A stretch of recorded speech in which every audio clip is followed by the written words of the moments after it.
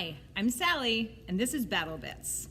In this video, we will be reading the first chapter of By the Great Horn Spoon by Sid Fleischman. And actually, I'm not going to read the whole chapter because it's very long, so I'm going to read half of the chapter. And the chapter is called The Stowaways.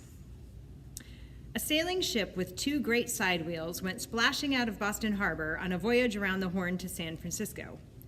Below decks, in the creaking darkness of her cargo holds, there sat 18 barrels of potatoes. Inside two barrels, side by side, there squatted two stowaways. It was not once upon a time. It was precisely the 27th day of January in the year 1849. Gold had been discovered in California some 12 months before, and now, in a rush, the gold rush was on.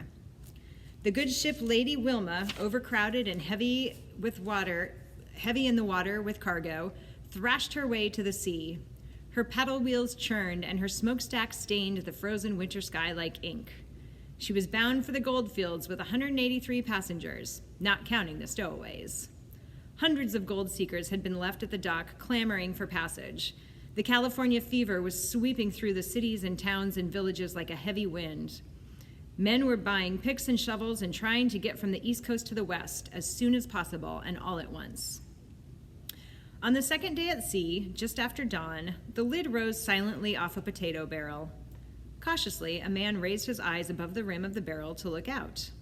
Slowly, he unfolded his long arms and legs. Then he stood, an elegant gentleman in a black broadcloth coat. He would be the first to admit that being folded up in a barrel with a bowler hat balanced on his knees was not the most comfortable way to travel. Now he brushed off the hat and placed it smartly on his head. He hooked a black umbrella on his arm, for he never traveled without it, and pulled on a pair of spotless white gloves.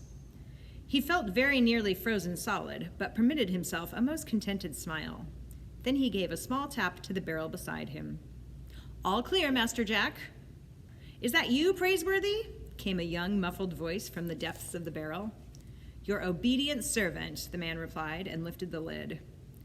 There rose from this barrel a schoolboy of 12. He had been sucking a raw potato to slake his thirst. A patch of hair fell across his forehead in a yellow scribble. He had never been so cold, hungry, or miserable in his life. On the other hand, he had never been so happy. He wouldn't have traded places with anyone. His pepper-black eyes were considerably brightened with the fever of adventure. He smelled of potatoes from head to toe. His thin nose, which was smudged, felt like an icicle, but he permitted himself a most contented smile. "We made it, Praiseworthy," he said. "We did indeed, Master Jack." Jack gazed at the dark cargo shapes piled high around them and listened to the scrape of the sea along the wooden hull. He thought of home and Aunt Arabella and the friendly blaze in the big stone fireplace. There was no turning back now. They were on their way to the gold fields. "Hungry?" asked Praiseworthy. "I could eat, I guess," said Jack, who didn't want to give the impression that he had any complaints. "Cold?" "I've been colder, I guess," said Jack, although he couldn't think when.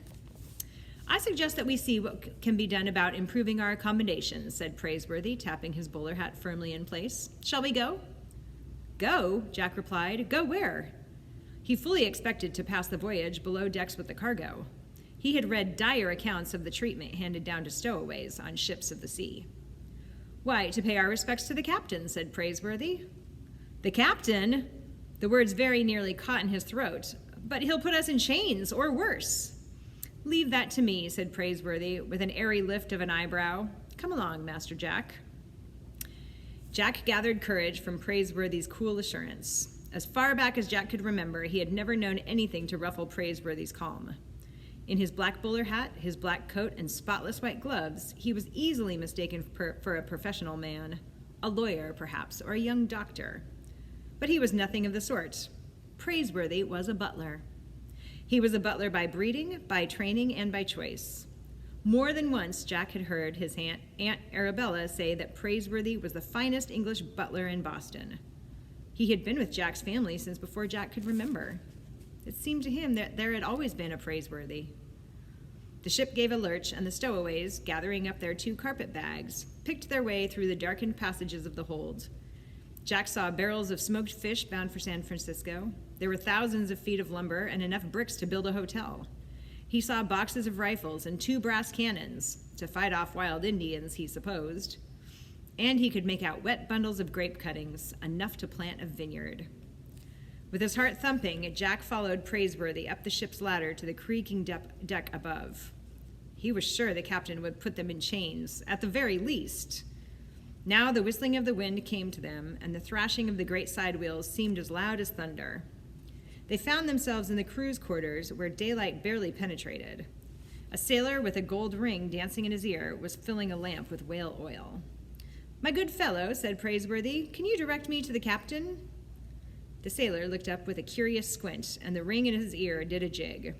"The wild bull of the seas? Aye, mates." He lifted a wet thumb as a pointer. "Up there."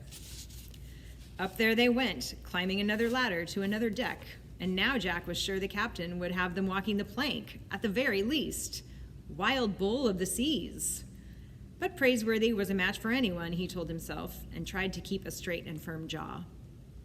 They entered the main saloon, where shivering passengers were swarming like bees around 2 pot-bellied stoves.